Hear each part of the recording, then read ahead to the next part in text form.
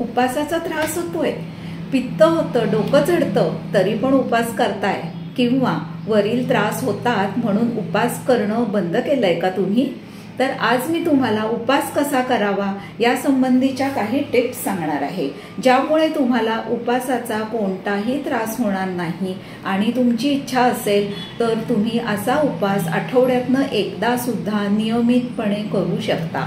मुळात उपास करणं म्हणजे काय, तर शरीराला किंवा आपल्या पचन संस्थेला थोडीशी विश्रांती देणं हा उद्देश आहे। पण याचा अर्थ अजिबात न खाणं असा सुद्धा नाही। उलट अजिबात न खाणं, अति खाणं किंवा चुकीचं खाणं या गोष्टींमुळे उपासाचा सर्वसामान्यपणे सर्वांना त्रास होतो।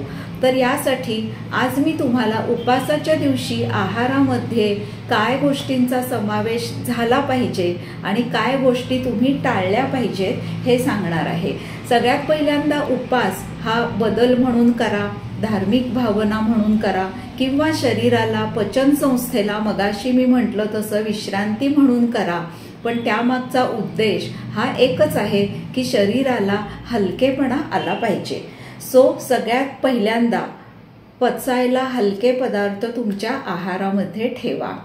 टिप नंबर 2, तुम्हाला जर का उपासामुळे पित्ताचा त्रास होत असेल तर तुम्ही दर 3 ते 4 तासांनी थोडा भाग काहीतरी खाणं हे अतिशय आवश्यक आहे।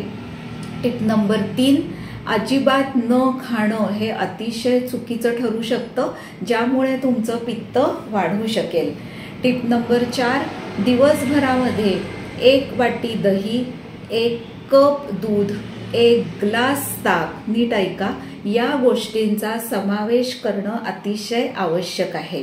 टिप नंबर 5, याचबरोबर जी काही सीझनल फळं किंवा लोकल फळं उपलब्ध आहेत त्या फळांपैकी काही ना काही फळांचा तुमच्या आहारामध्ये नक्की समावेश करा।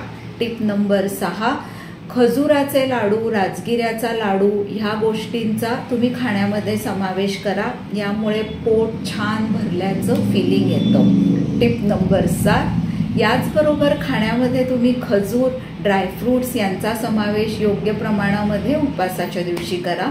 टिप नंबर 8, दिवसभरामध्ये योग्य प्रमाणात व्यवस्थित पाणी प्या, जेणेकरून तुमची बॉडी हायड्रेट राहील।